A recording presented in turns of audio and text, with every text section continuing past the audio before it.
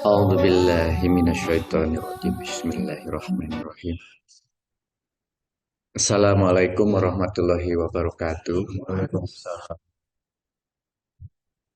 Ibu bapak yang saya cintai karena Allah dan yang dikarunia Allah Subhanahu wa taala, pada pagi hari ini kita masuk pada kauniyah seri ke-16. Saya akan masuk pada pembahasan 3 karunia sebagai petunjuk jalan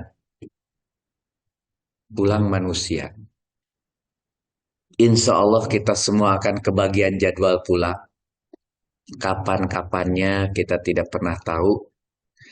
Pak Dimyati selalu mengingatkan semoga panjang umur dalam keadaan husnul khotimah. Dan itu adalah sebuah cita-cita yang semua orang pasti menginginkannya. Namun kira-kira jalan pulang itu lewat mana? Banyak menuju jalan menuju simpang itu banyak. Mau lewat ke tempat cucian mobil, mau lewat belakang, jalan kaki, mau mutar sampai ke makam pahlawan dan sebagainya. Banyak jalan. Gitu. Tapi banyak juga cara yang bisa saja maunya ke simpang, ketemu-ketemunya sampai ke Cartil gitu ke sana. Ke Bukit Bentangan begitu. Nah, oleh karena itu saya akan mengupas sedikit menggunakan analogi bahwa bekal hidup manusia itu pertama kita dikaruniai kecerdasan ganda yang kita sebut akal dan kolbu. Ini namanya kecerdasan ganda yang hanya ada pada manusia. Itu apa dan harus kita lihat hari ini supaya kita mampu mensyukuri atas karunia yang pertama. Karunia yang kedua, manusia itu punya kebebasan memilih. Tidak ada yang memaksakan kita harus melakukan sesuatu, tapi semuanya diberi kebebasan memilih dengan cara Allah menciptakan otak manusia, di mana otak manusia itu ternyata di situ untuk memilih, maksudnya diberi otak. Jadi ketika kita tidak menggunakan pilihan, selalu taklid, berarti kita tidak menggunakan hak karunia nomor 2, kebebasan memilih. Secara person pun, kita boleh memilih berbeda dengan orang lain, itu boleh. Dengan apa yang dibaca, dengan apa yang dia dengar, dengan apa yang dia selama ini percayai, tapi di suatu saat kemudian dia tidak percaya, itu adalah pilihan-pilihan. Dan yang ketiga, karunia penderitaan itu adalah sebuah karunia ternyata. Nah, sinergi ketiga karunia itulah yang sebetulnya membuat jalan pulang kita itu insya Allah akan masuk atau menuju ke tempat yang kita tuju. Yang tadi dikatakan oleh Pak Dimyati selalu semoga panjang umur dan kemudian husnul khotimah. Begitu. Nah, kesimpulannya ke situ. Mari kita lihat satu-satu. Bekal hidup yang kita miliki saat ini kebanyakan berpikirnya kita punya kendaraan mewah. Minimal kendaraan itu tidak sering bolak-balik ke bengkel. Bila perlu minimal mobilnya baru, begitu. Itu adalah sebagai tujuan-tujuan hidup yang menurut kita seolah-olah adalah sebuah kenyamanan. Bahkan misalnya ditambah dengan uang yang banyak, ke bengkelnya anytime dia bisa lakukan sehingga mobilnya tetap sehat, ngisi bensin selalu full, gitu misalnya. Pakaian mewah juga sama, tidak disadari kita ini selalu menginginkan pakaian-pakaian itu bukan hanya baju, jam tangan juga pakaian, sepatu juga pakaian, dan sebagainya. Ini semua seolah-olah adalah sebuah tujuan dalam hidup yang sekarang kita alami. Nah, kalau saja anggapannya ini benar, anggap aja ini benar, bagaimana cara meraihnya? Begitu. Bagaimana cara meraihnya? Mari kita lihat. Dibandingkan dengan perjalanan hidup kita yang cukup jauh ini, hidup bekal hidup manusia ke akhirat ini perjalanannya cukup jauh, maka apabila kita menghendaki ke sebuah tujuan yang sangat jauh tadi, kalau kita dibekali komputer yang canggih, dikasih komputer yang canggih, dikasih peta digital yang sekarang kita dengar dengan GPS, itu juga yang connect dengan satelit, begitu. Komputernya sudah canggih, dikasih peta juga yang begitu bagus dengan GPS-nya, dan kemudian dikasih kompas akurat yang terkalibrasi. Sesudah alatnya ada, ternyata proses kalibrasinya bagus. Kalau HP saudara mulai ngaco, misalnya ngaco arah kiblat, sekarang mau ngecek arah kiblat atau ngaco jam duhur, asar, maghrib, biasanya saudara bilang, selalu ada diingatkan, buat gerakan angka 8 HP saudara supaya kembali. Nah, itu artinya untuk terjadi akurasi terhadap GPS dari HP saudara. Begitu. Nah, jadi tiga komponen ini penting. Kalau dihubungkan dengan bekal hidup manusia yang perjalanan jauh tadi, maka komputer yang canggih itu tadi yang disebut karunia pertama, akal dan hati. Karena manusia itu punya akal, punya hati, itu bagaikan komputer yang canggih. Nah, yang kedua, punya kebebasan memilih. Peta itu kita boleh memilih. Mau lewat ke jalan Gagak, mau lewat ke jalan Dago, itu kebebasan kita memilih. Peta digital yang bagus itu karena manusia punya kebebasan memilih. Yang ketiga, kompas yang akurat itu adalah sudah tahu kalau ke jalan Gagak mah jalannya kecil. Kalau misalnya ke Haur Pancu mah di situ banyak mobil parkir dan seterusnya, bahkan hanya masuk motor. Itu adalah pengalaman. Pernah mengalami kesulitan masuk ke situ. Pernah mengalami kalau pakai mobil susah, pakai motor pun. Nah, pengalaman penderitaan yang dimiliki manusia itu juga adalah bekal hidup. Jangan dianggap ini hanya sebagai, ini kok saya dapat ujian dari Allah kok yang berat-berat, orang lain kok kelihatannya enak dan seterusnya. Jangan. Karena itu sebagai petunjuk suatu hari nanti kita pada saat kita memilih di nomor 2, kita sudah punya pengalaman penderitaan bahwa ternyata yang jalur yang itu tuh berat. Sehingga kita cari yang lain yang lebih gampang. Atau sebaliknya, ternyata ketika kita lewat simpang di situ terlalu banyak penjual dan selalu kena macet, berarti saya tidak mau lewat situ, begitu. Pada jam tertentu enak lewat Haur Pancu, pada jam-jam yang lain enak justru lewat simpang dan seterusnya. Pengalaman-pengalaman penderitaan itu Allah berikan kepada manusia supaya arah kita menjadi lebih bagus pada saat kita perjalanan jauh ke akhirat sebagai bekal hidup manusia. Nah, mari kita lihat sekarang. Analogi tiga karunia Allah Subhanahu wa Ta'ala yang dianugerahkan kepada manusia itu adalah sebuah kemewahan instrumen spiritual yang membedakan manusia dengan makhluk lain. Makhluk lain tidak diberi ini. Mungkin pengalaman penderitaannya ada. Kucing kalau kemarin lewat sana tidak nyaman, atau kucing kalau datang ke tempat kita disia-sia, besok tidak akan datang. Tapi kucing kalau ke tempat kita dikasih makan, besok lusa datang lagi. Jadi nomor 3, pengalaman penderitaannya ada dalam diri seorang hewan. Seekor hewan gitu. Ada. Tapi peta digital, kebebasan memilih, mungkin ada juga pada hewan. Hewan itu mau ngambil nggak makanannya atau tidak. Tetapi komputer yang canggih di otak hewan tidak dimiliki. Akal dan hati tidak ada. Banyak misalnya hewan yang dipelihara sejak kecil sudah besar jadi harimau besar, bisa menerkam induk pemiliknya karena tidak punya hati.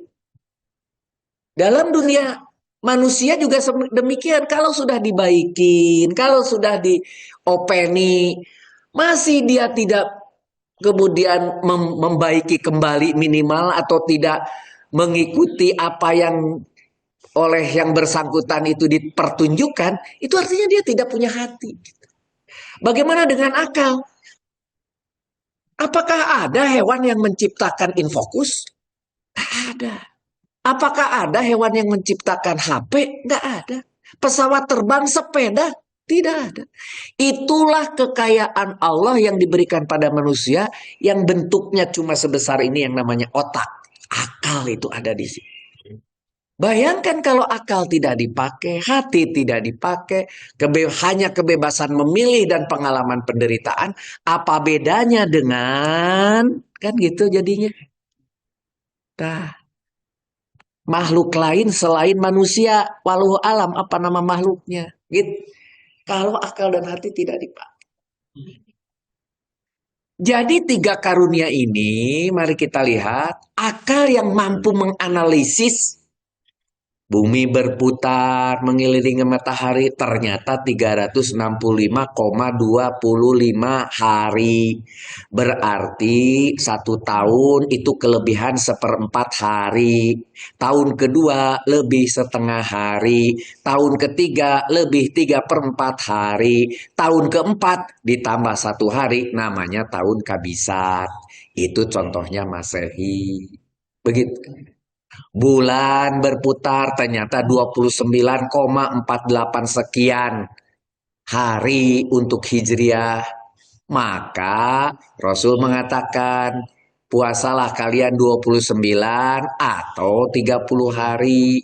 Sudah dikasih itu akal untuk menganalisis dan tidak akan keluar dari itu. Karena Allah menciptakan sesuatu dengan sangat akurat.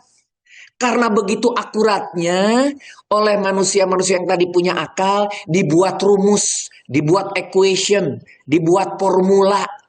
Sehingga untuk dibalik nanti menentukan kapan datang bulan, tahu.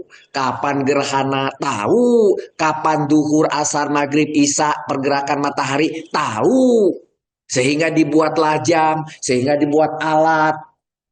Sehingga alat tersebut menjadi sekarang kita pakai tanpa kita bertanya dulu apakah hitungannya benar, rumusnya benar, dan seterusnya. Tidak perlu. Ternyata akal manusia orang lain yang memang lebih canggih sudah menyiapkannya. Itu akal. Kolbu yang kedua, mampu menyentuh hakikat. Jadi ketika kita kecil, kita belajar syariat. Kita belajar bagaimana kita wudhu yang baik, bagaimana sholat, bagaimana berperilaku, dan itu syariat-syariat semua. Mulailah meningkat pada hakikatnya, jadi hakikatnya sholat itu apa, hakikatnya zakat itu apa, dan mulai sampai ke situ berarti kolbu dipakai. Mengapa Allah memberi tugas ini? Lama-lama akan teraih. Kalau hakikat sudah dapat, maka kita tidak akan lagi menyentuh hal-hal syariat yang mungkin bisa terjadi distorsi, perbedaan. Muncullah perbedaan atau khilafiyah itu tidak penting bagi orang yang sudah mengenal hakikat. Dia tidak akan terganggu dengan berbagai macam perbedaan. Karena dia punya kolbu. Apalagi kalau sudah levelnya lebih tinggi, itu sangat personal kalau sudah sampai ke makrifat. Tetapi itu adalah personal sekali kalau sudah sampai di sini. Cukuplah kita sudah memiliki hakikat, artinya kolbu kita sudah dipakai. Manusia sering membanggakan IQ maupun EQ.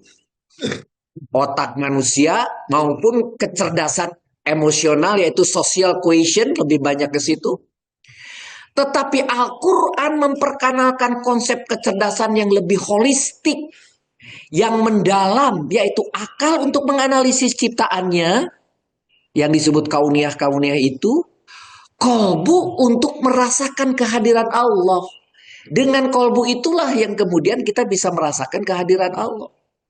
Karena dengan kolbu itulah yang kemudian kita bisa akhirnya menggunakan cara pilih yang lebih dekat ke Allah. Kalau akal itu baru dari apa yang dia lihat sebagai kauniyah, tapi ketika dimasukkan ke dalam kolbu, dimasukkan dibarengi dengan keimanan, apa yang dilakukan dengan akal itu akan menjadi petunjuk yang benar. Tanpa kolbu, tentunya akal manusia saja, itu akan menjadikan justru bahaya bagi manusia lainnya.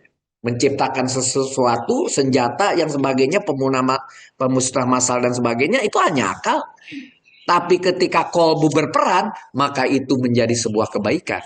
Sebaliknya kalau kita berbicara hanya kolbu, bagaimana dengan syariat yang bisa kita lakukan? Mau pergi ke Mekah karena tidak pakai akal, jalan kaki. Udah sampai di ujung Pulau Jawa, mau ke Sumatera saja bingung, ada laut. Tapi kalau pakai akal, pakai perahu antara Sumatera dan Jawa. Karena jauh ke Mekah, pakai pesawat terbang, itu akal yang bergerak.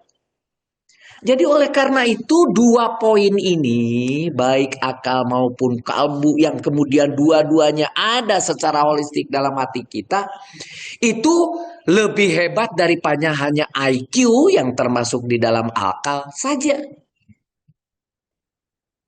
Oleh karena itu, keduanya adalah instrumen yang bisa berdialog sebetulnya dengan Allah melalui memahami ayat-ayatnya.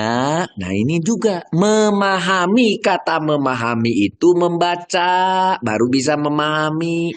Kalau tidak membaca, bagaimana bisa memahami? Membaca bukan hanya kemudian norolang saja, tapi juga harus mencoba mengerti ayat-ayatnya. Al-Qur'annya pakai yang terjemahan sehingga yang terjemahan itu bisa dibaca sehingga bisa mengerti di otak kita yaitu akal. Kemudian ditambah dengan kolbu yang sudah sejak kecil dipermainkan di hati kita supaya jadi lebih baik, maka jadilah kita memahami baik yang tertulis di Al-Qur'an maupun yang terbentang di alam semesta termasuk diri kita sendiri begitu di Al-Qur'annya. Bacalah, di dalam diri kita itu banyak sekali karunia yang akhirnya kita bisa bersyukur. Nah, saya sudah beberapa kali menyampaikan bahwa Al-Quran itu adalah ayat-ayat kauliah, apa yang dikatakan oleh Allah kepada Rasulullah melalui malaikat Jibril yang kemudian dicicil secara operasionalnya 23 tahun sekian, yang diturunkan dari langit ke langit dunia itu satu kali, yaitu malam Lailatul Qadar yang mengandung sebuah keberkahan. Itu cerita pernah terjadi, sebuah malam di mana Al-Quran diturunkan begitu. Dan kemudian sama Jibril dicicil kepada manusia diwakili oleh Rasulullah selama 23 tahun sekian. Jadi kalau ada yang mengatakan katanya Al-Quran dicicil 23 tahun. Kenapa Al-Quran diturunkan di bulan Ramadan di malam Lailatul Qadar kan begitu. Maka kita peringati malam Lailatul Qadar itu yang dinyatakan sebagai malam 1000 bulan, bagaikan 1000 bulan. Di situ ada keberkahan di dalamnya begitu. Seperti kita pernah 17 Agustus tahun 45 pernah memproklamirkan Indonesia. Kita peringati setiap tanggal 17.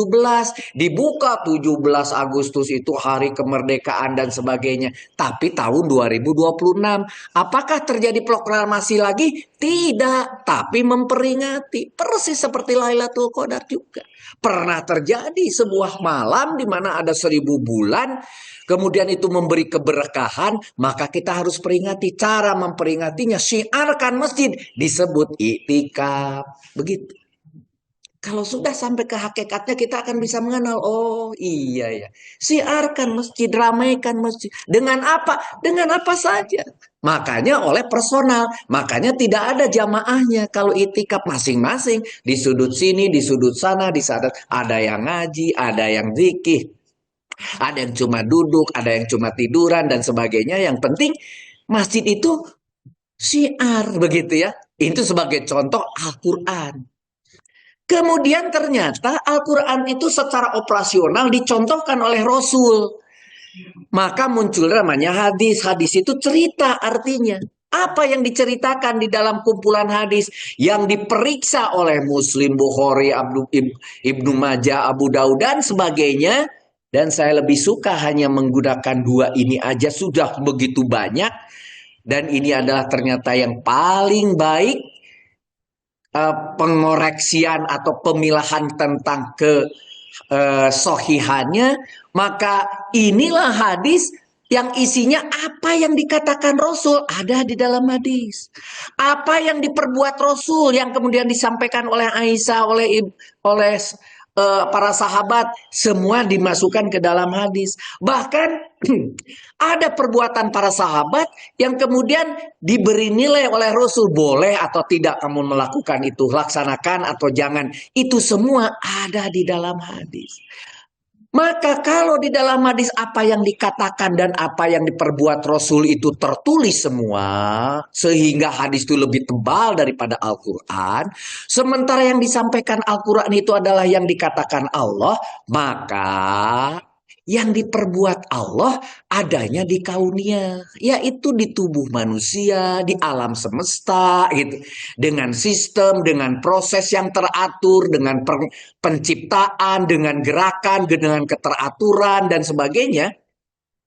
Oleh karena itu, bagaimana kita tahu? Di dalam Al-Fussilat ayat 53 dikatakan, kami akan memperlihatkan kepada mereka tanda-tanda atau ayatun kekuasaan kami di segala wilayah bumi dan pada diri mereka sendiri, pada diri kita. Sehingga jelas bagi mereka bahwa Al-Quran itu benar. Jadi tahu Al-Quran benar dari siapa? Dari ustadz. Al-Quran benar dari siapa? Dari kiai. Al-Quran benar dari siapa? Dari bu guru. Jangan. Sekarang sudah dewasa kita. Al-Quran benar itu setelah kita mengenal isi Al-Qurannya. Baru tahu, oh ternyata Al-Quran itu benar. Kalau sudah begitu, insya Allah kolbu kita akan hidup. Di dalam Al-Quran setidaknya misalnya ada 1108 ayat yang menyebut hal-hal kauniyah. Berupa benda seperti air yang sudah dijelaskan di sini, tentang api, tentang batu, tentang bulan, tentang bumi, tentang langit, tentang matahari, tentang tumbuhan, hewan, zarah yang sekecil apapun sudah ada di dalam ilmu kauniyah. Sedangkan mengenai fikih terdapat pada 150 ayat saja. Karena sisanya fikih itu diambil dari hadis. Begitu. Nah, maka di dalam Al-Mulk ayat ketika dikatakan alladzi yang kholako menciptakan sab'a samawatin tibaqo, menciptakan 7 lapis langit yang tibakon, yang berlapis-lapis. Mata rofi kholqi rohmani min tafaut. Tidak akan akan kamu lihat fi kholqi, dengan apa yang sesuatu kamu lihat itu rohmani min tafaut, yang tidak seimbang ciptaan Allah itu. Begitu. Farji, lihatlah sekali lagi. Ini para ilmuwan, para dosen disuruh melihat sekali lagi.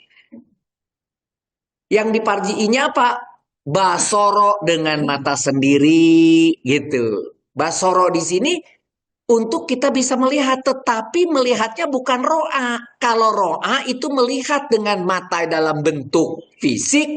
Kalau basoro melihat dengan mata, dengan hati sampai dapat keyakinan. Itu juga melihat. Dalam bahasa Arab bisa ada beberapa kata yang artinya sama di bahasa Indonesia kan, tetapi di dalam makna tetap beda. Ro'a dengan basoro berbeda. Basoro itu melihat tapi bukan hanya dengan mata, tapi juga dengan hati. Ini tujuannya.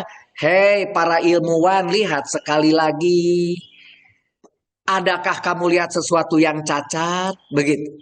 Kita disuruh melakukan melihat dan melihat lagi. Apa bahasa kerennya? Riset. Gitu. Kita melakukan riset. Jadi ketika pergi melakukan riset karena suruhan Al-Mulk ayat ketiga, insya Allah jadi ibadah.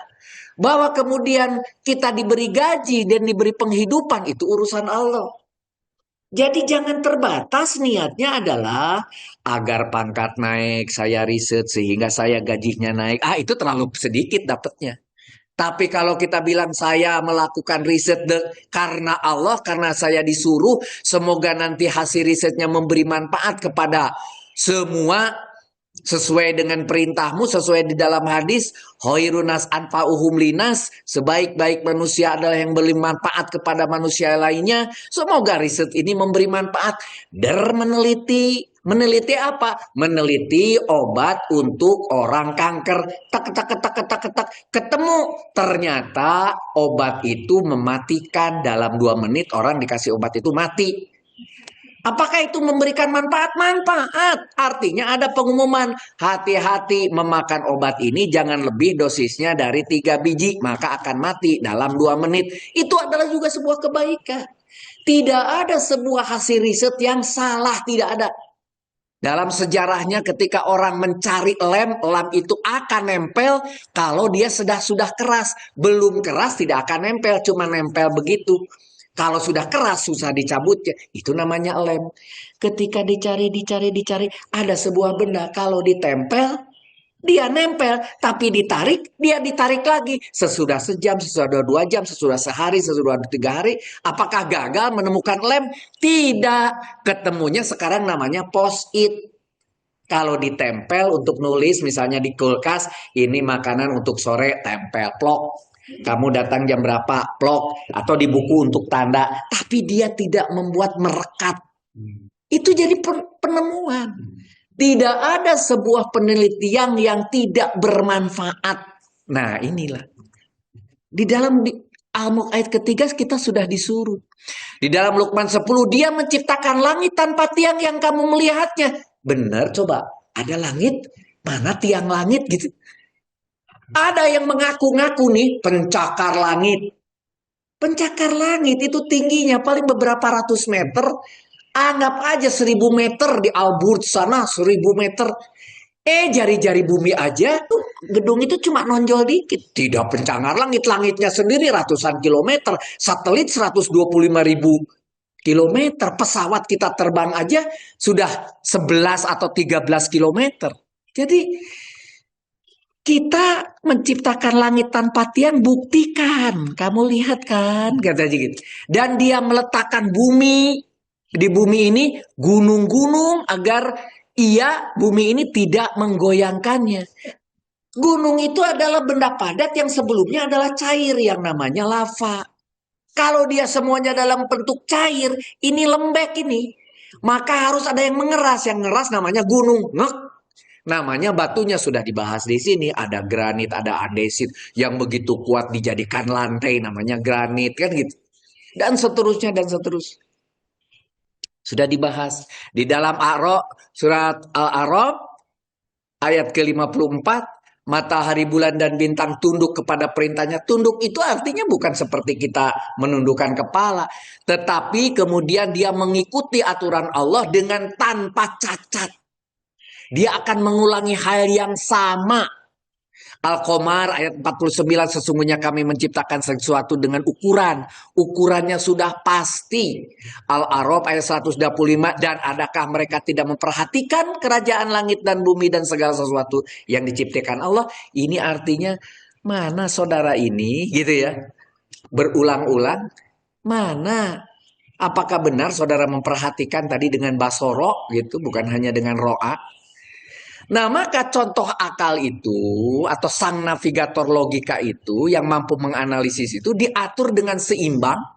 Besarnya, jumlahnya, prosesnya, yang makro, yang mikro. Bumi, bulan, molekul yang kecil berputar semuanya ke kiri. Darah kita berputar ke kiri, sel kita berputar ke kiri. Kemudian ketika tawaf kita juga berputar ke kiri, begitu. Ternyata setelah dilihat, oh iya itu ada kesamaan, begitu ya. Kemudian gravitasi. Gravitasi kalau kita melempar sesuatu dia akan jatuhnya seperti itu kecepatannya. Jalan kita juga akan seperti ini. Dan kita naik ke bulan. Bulan itu gravitasinya kecil karena diameternya kecil. Maka gravitasi kecil. Karena gravitasi kecil jalan kita pun aceleng-acelengan begitu. Ceng, ceng begitu. Tetapi kalau kemudian buminya diameternya makin besar seperti Jupiter, gravitasinya lebih besar, air pun tidak akan menguap. Tidak akan ada lagi laut. Semua bersatu begitu. Kalau gravitasinya membesar. Tapi kalau gravitasi kecil juga tidak akan ada laut. Karena apa? Karena airnya menguap dan tidak balik lagi. Bagaimana bisa ada hujan kalau tidak ada gravitasi? Hujan itu ada karena ada gravitasi. Kan? Gravitasi ada di mana? Tidak terlihat. Tapi itu ada. Nah itu hebat. Wujud. Wujud itu ada. Gravitasi ada. Buktinya benda jatuh. Tapi terlihatkah? Tidak. Tidak perlu semuanya terlihat. Jadi kalau ada orang ilmuwan yang mengatakan saya hanya akan beriman apabila saya melihat. Tunjukkan kepada saya Tuhan. Seperti zaman Nabi Musa. Nabi Musa itu selalu umatnya bertanya kalau wujud. Buktikan gravitasi tidak terlihat tetapi wujud seperti itu. Nah jadi ini jarak lebih jauh 2 kali aja, temperatur turun 4 kali. Jadi kalau kita naik pesawat makin tinggi, makin tinggi, makin tinggi, di ketinggian 11.000 meter itu minus 53 derajat. Sehingga di pesawat itu kita kedinginan, kita tuh dikasih selimut. Itu bukan AC-nya itu bagus. Aduh ini pesawat dingin banget ya. Ini AC-nya hebat banget, lebih bagus dari mobil saya. Bukan. Itu memang di atas tuh minus 53 udaranya masuk, bahkan dikasih heater supaya pas pada temperatur manusia. Tapi tetap kalah dengan dinginnya di luar. Naik pesawat itu dingin banget, betul, karena di atas minus 53. Itu yang mengakibatkan udah digodok air oleh ibu-ibu, naik menguap dalam posisi panas berbentuk diameter kecil. Ketika naik ke atas ketemu temperatur yang dingin, maka dia bersatu, jadilah berat, kena gravitasi, jatuh jadi hujan, jadi air akan kembali ke bumi, tidak akan pernah pergi ke angkasa luar, tidak akan pernah. Nah, begitu. Apalagi atmosfer. Ini yang kita sedot ada oksigennya, ada 21% kok sedikit, Pak Rudi. Padahal kalau saya jadi zaman COVID itu beli botol, harganya mahal, ada oksigennya begitu, dan itu pun tidak 100%. Oksigen yang tinggi sekali dipakai untuk ngelas.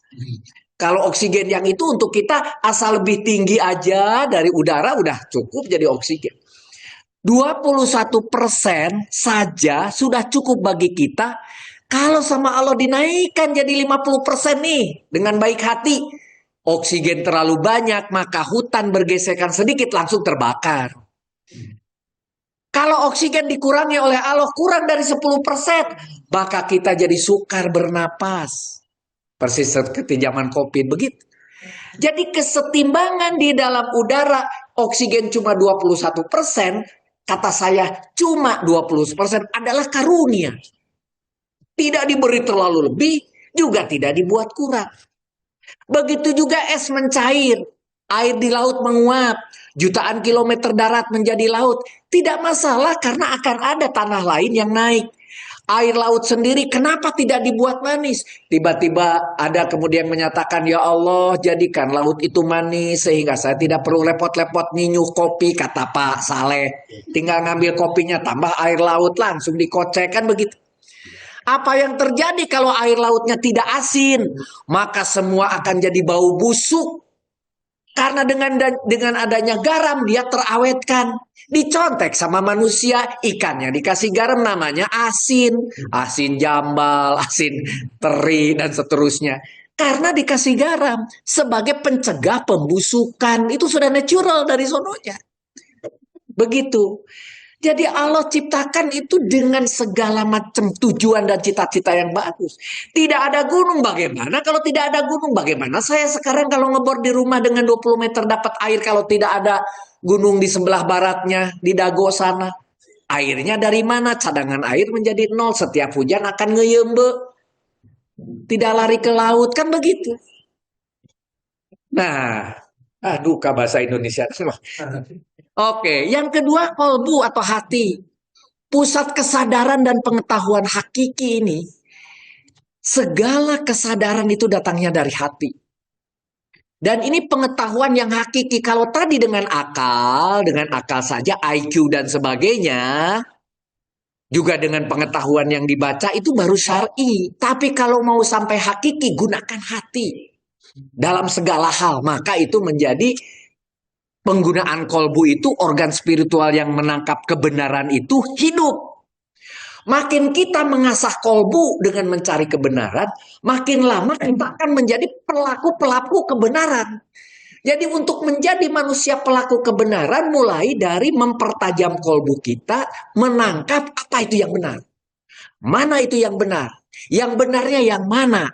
Berusaha terus dalam hati, lama-lama perilaku kita pun jadi benar gitu. Tidak perlu ada pelajarannya, yang benar itu ini, kalau ini salah, kamu jangan ini, boleh ini. Masuk sampai di otak, sampai di akal, nggak masuk sampai di kolbu, tidak akan jadi apa-apa. Tapi kalau kolbu yang dilatih, maka kebenaran itu akan mendekat kepada kita. Kolbu ada wadah keimanan, intuisi, dan ketenangan. dalam situasi apapun yang ada di depan mata, tapi kalau kolbunya bekerja, maka dia akan kelihatan tenang. Dia tidak akan gundah. Dia tidak akan kemudian selalu eh, apa tidak nyaman gitu ya dengan kondisi apapun. Yang kemarin di ceramah yang dua pekan yang lalu saya sampaikan, jangan mengeluh. Itu kalimat itu sangat dahsyat.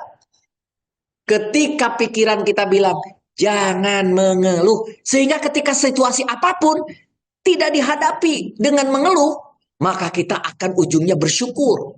Padahal bersyukur itu salah satu di Al-Baqarah 184, la'alakum taskurun. Bagian capaian daripada orang berpuasa. Tapi untuk bisa bersyukur, ternyata tadi jangan mengeluh. Jangan mengeluh itu diperoleh dari mana? Gunakan kolbu ketika ada sesuatu. Kita bisa sehat disebut kolbun salim, atau mau sakit kolbun marid.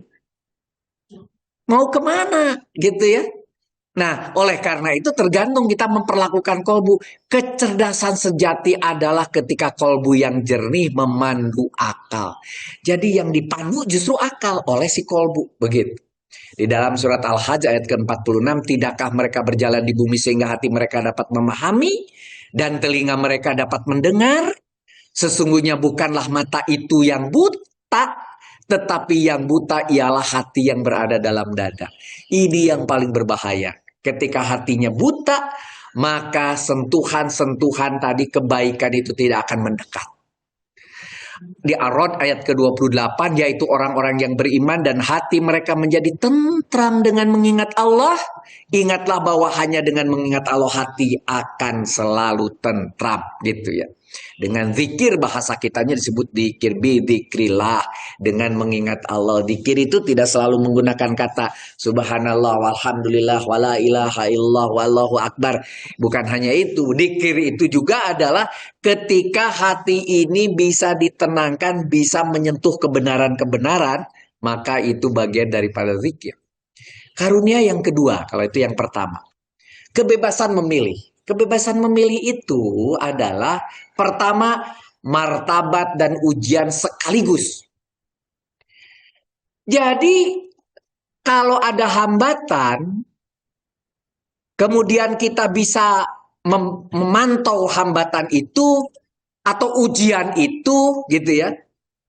Ujian-ujian itu atau apa yang terjadi, baik itu martabat itu sesuatu yang meninggikan, sesuatu yang mengenakan, sedangkan ujian itu sesuatu yang kita anggap tidak nyaman, itu dua-duanya ada di dalam kehidupan kita. Kita mau memilih yang mana? Sekaligus dua-duanya ada.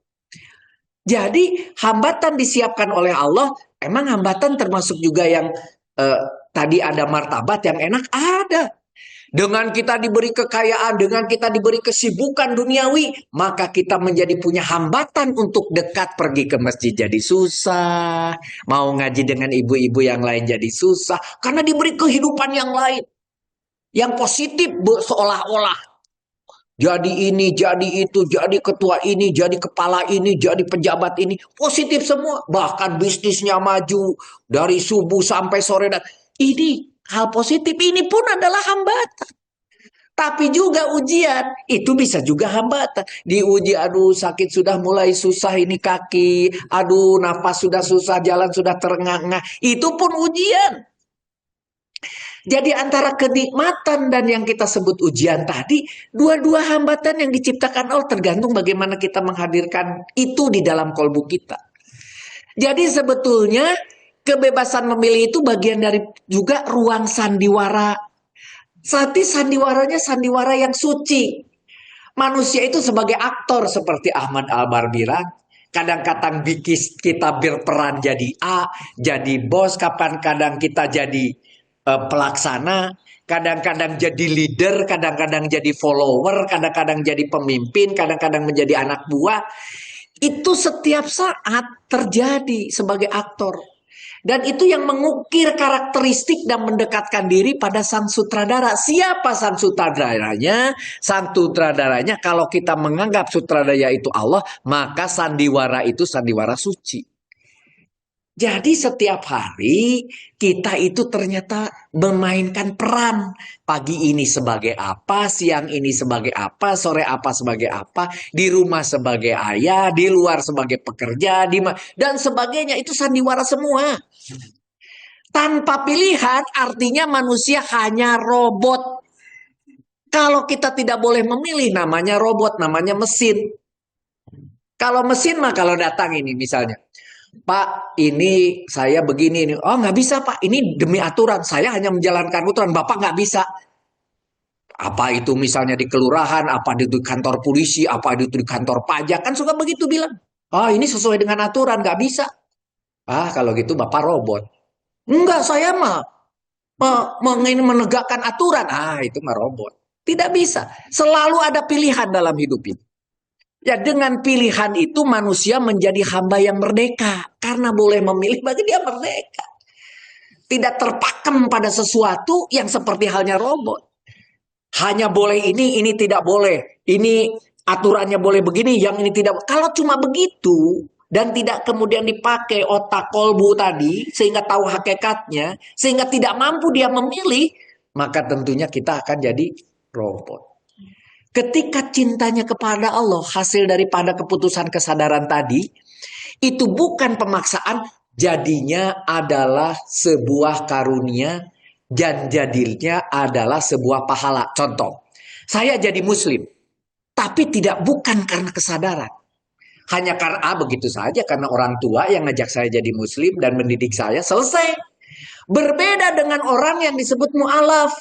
Yang dulunya dia tidak muslim, kemudian dia berpikir, dia membaca, mengambil keputusan dengan sangat sadar, maka keputusan dia menjadi muslim, itu karena bukan pemaksaan akan berbeda di mata Allah.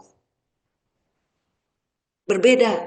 Begitu juga hal kecil ketika saudara melakukan, mau sholat sunat, mau sholat tambahan, mau saudara membayar zakat, mau membayar fidyah, mau apa, tapi bukan dengan pemaksaan, tapi karena sadar diri. Ada orang lain yang perlu dibantu dan seterusnya. Berbeda hasilnya dengan kalau datanglah Pak Ustadz, hei kamu nih orang kaya, kamu sudah nisab, coba lihat nih mana tabungannya, sekian, ada emas, ada perak, kamu wajib. Itu beda hasilnya dengan dia dengan sadar. Jangankan pada saat sekarang misalnya musim memberi zakat, di dalam kehidupan sehari-hari sudah jadi biasa melihat yang kekurangan. Oh, sebentar ya, ini sudah kewajiban saya. Harus saya membantu. Kan begitu. Tidak terbatas pada hitungan zakat yang cuma 2,5%. Masa kita menikmatinya adalah 97,5% dari Allah. Terlalu kaya kita ini. Allah berikan itu sudah lebih. Lahir tanpa baju. Ketika pulang, ketika kita mati, meninggalkan waris. Artinya apa? Untung hidup di dunia ini gak ada yang rugi. Lahir tanpa baju, pulang ninggalin waris. Kurang apa coba? Nah, jadi pedang bermata dua ini, apa itu? Sumber martabat kalau dianggap positif, kami memuliakan anak Adam. Tapi sekaligus menjadi medan ujian yang menentukan nasib akhir kita. Itu kebebasan memilih itu pentingnya di situ. Kalau orang punya kebebasan memilih, maka dia adalah orang merdeka. Begitu. Pintu gerbang pengenalan diri kepada Tuhan dimulai dari kita mampu memilih. Nah, Al-Kahfi katakan Muhammad, kebenaran itu datangnya dari Tuhanmu. Maka siapa yang menghendaki beriman atau hendaklah dia beriman. Dan siapa yang menghendaki kufur, biarlah dia kufur. Itu pilihan saudara, begitu. Al-Kahfi 29, Al-Insan ayat 3, ini tentang memilih semua. Sesungguhnya kami telah menunjukkan kepadanya jalan yang lurus. Ada yang bersyukur, ada pula yang sangat kufur. Itu juga pilihan. Di dalam Al-Balad ayat ke-10, serta kami juga telah menunjukkan kepadanya dua jalan, kebajikan dan kejahatan. Silakan saudara memilih yang mana. Al-Asam ayat ke-7 sampai ke-10, dan demi jiwa serta penyempurnaan ciptaannya, lalu dia mengilhamkan kepadanya jalan kejahatan dan ketakwaannya. Sungguh beruntung orang yang mensucikannya, jiwa itu. Dan sungguh rugi orang yang mengotorinya. Ternyata selalu ada dua jalan. Itu semua akibat apa? Kita disuruh memilih sama Allah, memilih gitu. Dan yang terakhir, karena sudah ada gitu ya. Karunia yang ketiga atau disebut penderitaan. Kenapa penderitaan ini adalah sebuah karunia? Nah, mari kita lihat. Manusia melihat penderitaan, kesakitan, kesedihan, kegagalan, kehilangan sebagai musibah. Kita bilang, aduh ini dapat musibah nih. Karena merasa sakit, tidak nyaman, kesedihan gitu ya. Kita anggap sebagai musibah belaka itu. Gitu ya. Mari kita lihat. Kompas yang terkalibasi dalam badai. Ketika kita ada badai sampai tidak bisa melihat apa-apa. Ternyata ada kompas, mata tidak melihat begitu karena penglihatan yang sangat dekat 5 meter 10 meter udah tidak lihat, tapi kita punya kompas, kita bisa jalan. Oleh karena itu ketika gelap gulita dikasih alatnya untuk bisa melihat dalam gelap gulita, orang lain tidak melihat, dia bisa jalan. Di dalam badai misalnya nakoda laut, ketika badai kencang dia tetap bisa mengarahkan kapalnya karena dia punya sonar, dia punya alat-alat yang bisa melihat walaupun dalam kondisi tidak terlihat oleh mata. Walaupun tidak ada ro'a, ada di situ bisa menggunakan kolbu, bisa menggunakan ilmu, sehingga kita bisa melihat wujud sesuatu gitu. Itu kompas yang tergalibasi dalam badai sekalipun, itu adalah penderitaan. Artinya dengan adanya penderitaan, saya tahu mana jalan yang tidak mendapatkan penderitaan lagi kemudian kedua kalinya. Begitu. Itu kompas. Penderitaan itu apa? Penderitaan itu bagai kompas, sebagai petunjuk, sebagai ujian pemurnian agar kita ini teruji menjadi lebih tinggi derajatnya di mata Allah. Kita dikasih penderitaan. Kita dikasih penderitaan sebagai contoh misalnya bahwa kita diberi ujian sehingga kita menjadi lebih baik di kemudian hari. Allah akan memberikan penderitaan-penderitaan itu agar kita menjadi lebih murni. Ujian pemurnian. Kalau kita lolos dari penderitaan dengan tanpa mengeluh, tidak mengeluh, diisi dengan bersyukur, maka kita menjadi tenang, maka ujian menjadi tools, menjadi kompas. Begitu. Ujian. Sebagai pembersih dosa dan peningkat derajat. Orang sakit, semoga sakitnya dihilangkan dan tidak ada sakit lagi yang serupa di kemudian hari. Begitu doa kita kan. Sampai di situ levelnya. Tapi sebetulnya penderitaan, alhamdulillah ya Allah kau telah beri sakit ini. Semoga sakit ini menjadi pembersih dosa seperti yang kau janjikan di dalam hadis. Jadi penderitaan itu atau sakit tadi itu adalah pembersih dosa. Tapi kita inginnya kalau ada ujian, semoga ujiannya ini dilepaskan ya Allah. Saya kok tertekan sekali dengan ujian yang ini. Semoga dibebaskan ujian. Begitu. Tapi tidak, yang sebenarnya adalah ketika ada ujian ya Allah, insya Allah ujian yang kau berikan saya akan hadapi. Saya nikmati, saya syukuri. Semoga saya meningkat derajat saya. Semoga dosa saya diampuni dengan ujian yang muncul. Dari mulai sakit barusu, sakit gigi. Jangan selalu mengeluh. Tapi alhamdulillah ya Allah saya diberi sakit itu. Semoga ini menjadi pembersih dosa saya. Begitu. Dan dijanjikan. Rasul mencontohkan ketika dia berkunjung kepada orang sakit, labasa tohurun, gitu ya, tenang, tidak apa-apa, gitu. Labasa tohurun, ini pembersih, begitu katanya. Jadi artinya sakit itu adalah pembersih. Jangan kemudian dikeluhi. Nah bahasanya, maksudnya dikeluhi, jangan mengeluh dengan sakit, karena ini bagian penderitaan itu adalah sebuah pembersih dosa dan akan menjadi kompas kalau bisa melewati ujian itu. Dan setiap orang pasti disiapkan ujiannya. Setiap manusia disiapkan ujiannya. Disiapkan tadi kebaikannya atau martabatnya. Disiapkan juga ujiannya. Dua-duanya terkapal pada diri seseorang. Ada seseorang diuji dengan menjadi seseorang yang hebat, jadi pejabat, jadi apa. Tapi dia pun akan diuji dengan sesuatu yang berat juga. Itu pasti. Dan ketika diuji dengan yang berat itu, sama Allah dilihat. Oh, sifat dia setelah diuji ternyata menjadi kufur. Oh, sifat dia menjadi lebih baik. Dia lolos itu. Jadi ujian itu adalah kompas untuk mencapai kebenaran tadi. Sebagai guru, tetapi guru yang terkejam dalam apa paling efektif. Contoh, kalau ibu bapak sekolah atau kuliah, dosen itu menerangkan ini teorinya, ini contoh soalnya, nanti ada ujian. Ujiannya teh kira-kira seperti soal. Jadi ujiannya diberi dulu ilmunya. Tapi kalau Allah mengajarkan ujian, tidak diberi dulu penjelasan, tidak diberi apa, dikasih ujian dulu yang dulu tidak pernah kita alami. Itu namanya ujian. Astagfirullahaladzim, kok kita mendapat ujian seperti ini? Pasti begitu. Karena apa? Sebelumnya tidak diberi catatan sama Allah. Tidak diberi kisi-kisi. Tapi kita langsung dihadapkan pada ujian, itu Allah. Makanya dikatakan guru terkejam. Itu adalah penderitaan dan ujian itu. Guru itu. Gitu. Dan merontokkan ilusi kemandirian. Tidak ada lagi orang yang merasa saya mandiri. Saya kuat. Saya hebat. Dan dia akan kehilangan rasa sombongnya. Maka runtuhlah rasa sombong di diri dia ketika dia mendapat ujian, dapat penderitaan. Ternyata yang dulu saya jago tenis, sekarang mah titingkuheun. Gitu. Ternyata yang dulu larinya saya sekian detik, sekian kilometer, sekarang mah pakai itu, gitu. Ternyata dulu yang saya olahragawati, sekarang mah naik tangga di rumah Pak Rudi, guys. Oh, paru-paru saya kok sekarang seperti ini. Runtuh kesombongan itu.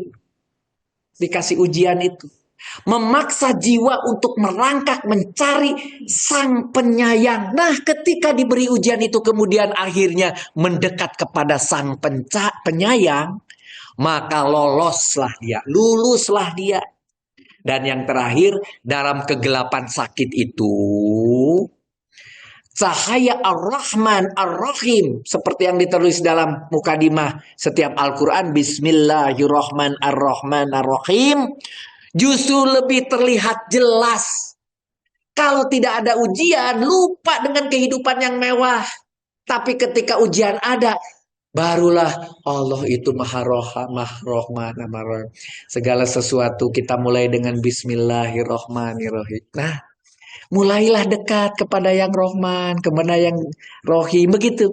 Karena jelas sekarang dengan penderitaan yang diberikan Allah itu, ditunjukkan di Al-Baqarah 155-156, kami pasti akan mengujimu dengan sedikit ketakutan dan kelaparan, kekurangan harta, jiwa, dan buah-buahan. Sampaikanlah mana? Sampaikanlah Basoro itu mana? Mana? Nah, ini Basir. Pakai shin tapi Basir. Sampaikanlah kabar gembira. Itu kabar gembira. Wabasiri sobirin, sampaikanlah kabar gembira kepada orang yang sobir. Itu ya. Wabasiri sobirin, sampaikan kabar gembira karena kalian dapat ketakutan, dapat kelaparan, dapat kekurangan harta, jiwa, dan buah-buahan. Itu sudah kami siapkan. Bersabar aja, gitu kira-kira bahasanya. Yaitu orang-orang yang apabila ditimpa musibah, mereka mengucapkan innalillahi wa inna ilaihi rojiun. Artinya, sesungguhnya kami adalah milik Allah, sesungguhnya hanya kepadanya kami akan kembali. Itu sebuah pernyataan yang dicontohkan di Al-Baqarah. Tetapi kalau ada orang meninggal, plus harus ditambah doa. Jangan kalau ada yang meninggal, innalillahi wa inna ilaihi rojiun, di WA teh berloh begitu. Mana doanya? Allahumma gfirlahu warhamhu wa'afihi wa'fu'ahu. Allahumma gfirlaha warhamha wa'afiha wa'fu'ana. Allahumma gfirlahu. Baru itu doanya. Kalaupun tidak diucapkan innalillahi wa inna ilaihi raji'un, nggak apa-apa. Tapi doa itu lebih utama. Jangan sepotong. Jangan innalillahi wa inna ilaihi raji'un. Tos. Lepas. Selamat Idul Fitri. Jangan cuma begitu saja. Tambahkan dengan takobal mina gitu ya. Apa takobal gitu? Agar diterima minna dari kami. Apa yang mau diterima? Puasanya, sholatnya, ibadahnya gitu. Siamana, siamakum, puasa kami, puasa kalian, dan seterusnya. Jadi tambahkan dengan doanya gitu. Al-Ankabut ayat 2 dan 3. Apakah manusia mengira bahwa mereka akan dibiarkan hanya dengan berkata kami telah beriman? Tidak. Sedangkan mereka tidak diuji? Tidak. Pasti diuji. Sungguh kami benar-benar telah menguji orang-orang sebelum mereka. Dan sudah ada contohnya di dalam Al-Quran. Allah pasti mengetahui orang-orang yang benar. Dan pasti mengetahui para pendusta. Jadi kita-kita di rumah itu siap. Karena kita di rumah pasti sudah disiapkan air matanya masing-masing. Baik dengan kekayaan, baik dengan cara hidup, baik dengan kesehatan, baik dengan segala macam apapun. Setiap orang, setiap keluarga mesti disiapkan air matanya masing-masing sama Allah. Jangan menganggap bahwa orang lain itu ternyata, aduh, orang lain mah senang ya, kok saya aja yang dapat ujian. Jangan. Karena orang lain pun punya ujian, cuma tidak terlihat. Karena dia tidak mengeluh. Kita yang salah karena kita selalu mengeluh. Jangan mengeluh, begitu. Lihat ayat ke-5 dan ke-6. Maka sesungguhnya beserta kesulitan ada kemudahan. Sesungguhnya beserta kesulitan ada kemudahan. Dan ini katanya beserta. Ma'a itu beserta. Jadi tidak berarti setelah kesulitan kemudian ada kemudahan. Tidak. Kesulitan itu adalah sebuah kemudahan. Kesulitan dalam satu sisi, kemudahan untuk yang lain. Kesulitan sekarang tidak bisa ajreg-ajregan terlalu jauh. Kemudahan untuk jadi pergi ke masjid karena dekat gitu. Kan bersama. Gitu. Kesulitan sekarang mah jadi susah bacanya. Jadi dulu mah suka baca yang aneh-aneh, sekarang mah udahlah. Baca Quran dia harus pakai Quran yang gede gitu ya. Kacamata yang tebal gitu. Nah, itu sudah bersama itu. Di dalam kesulitan itu bersama kemudahan. Gitu. Nah, maka sinergi 3 karunia itu, baik kecerdasan akal dan kolbu harus dihidupkan untuk menganalisis pilihan-pilihan yang ada di hadapan kita, kebebasan memilih kita menggunakan merespon penderitaan dan memilih jalan sesuai hasil kecerdasan atau dari akal dan kolbu nomor 1 tadi, dan kemudian penderitaan yang disiapkan Allah yang direspon dengan baik akan mempertajam kecerdasan kolbu dan memurnikan kualitas pilihan kita di masa depan. Sinergi 3 kemewahan ini adalah simfoni mengenal Allah Subhanahu wa Ta'ala, bekerja bersama ketiganya, saling terkait dalam sebuah simfoni yang dinamakan hidup. Pengetahuan kita tentang Allah akan semakin mendalam. Melalui akal yang mengagumi desain alam atau kauniyah, kita mengenal Al-Khaliq atau Maha Pencipta, atau Musawir, Maha Pembentuk rupa. Melalui kolbu yang tenang dan dalam zikir, kita mengenal As-Salam, Maha Pemberi selamat, kesejahteraan, kedamaian. Al-Mu'min, Maha membenarkan dan pemberi keamanan. Melalui kebebasan, memilih yang diarahkan pada kebaikan, kita mengenal Al-Hadi, pemberi petunjuk. Yang ini sering semua dibacakan oleh Pak Maman, dibacakan oleh Pak Saleh di dalam imam, ketika imam yang ada Al-Hadid, Al-Mu'min, As-Salam, Al-Ajiz, ya, penderitaan itu yang dihadapi itu dengan sabar, kita akan mengenal Al-Ajiz, Maha Perkasa, yang berkuasa atas Al-Jabar, Maha Pemulih, yang menyembuhkan luka, gitu. Jadi dari semua itu di dalam Al-Furqan dikatakan, katakanlah mereka pada orang-orang musyrik, Tuhanku tidak akan mengindahkanmu kalau tidak karena ibadahmu. Padahal sungguh kamu telah mendustakannya. Oleh karena itu kelak azab pasti menimpamu. Kesimpulannya adalah hidup di dunia ini bukan sekadar makan, minum, bekerja lalu mati. Hidup adalah laboratorium raksasa. Makanya tadi gambarnya gambar laboratorium. Sekolah tingkat tinggi di mana kita dibekali 3 alat yang sangat premium, kecerdasan ganda, akal dan kolbu, kebebasan memilih, dan kapasitas untuk merasakan penderitaan. Gitu. Nah, ketiganya adalah kemewahan. Ini yang menjadikan saya judul. 3 hal tadi adalah sebuah kemewahan karena hanya makhluk bernama manusia yang memilikinya dalam paket yang komplit. Kalau tidak memiliki ketiga ini, berarti kita bukan manusia. Gitu. Mengabaikan akal adalah pembodohan terhadap anugerah. Menyia-nyiakan pilihan adalah penghinaan terhadap kemerdekaan. Melarikan diri dari penderitaan adalah penolakan terhadap kesempurnaan pemurnian. Nah, sebagai penutup, bersyukurlah untuk akal yang boleh berpikir, untuk hati yang boleh merasa, untuk kehendak yang boleh memilih, dan bahkan untuk air mata yang boleh jatuh. Semuanya adalah jalan pulang kita.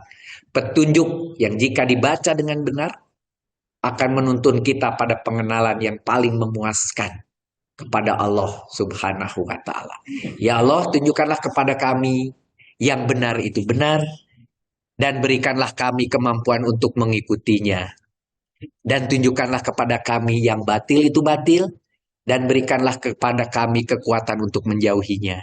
Jadikanlah penderitaan kami sebagai pembersih dosa, pilihan kami sebagai pendekat kepadamu, dan kecerdasan kami sebagai penenang jalan kepadamu ya Allah. Amin, amin ya Allah ya Robbal Alamin. Nikmat kamu yang manakah yang kau janjikan? Wassalamualaikum warahmatullahi wabarakatuh.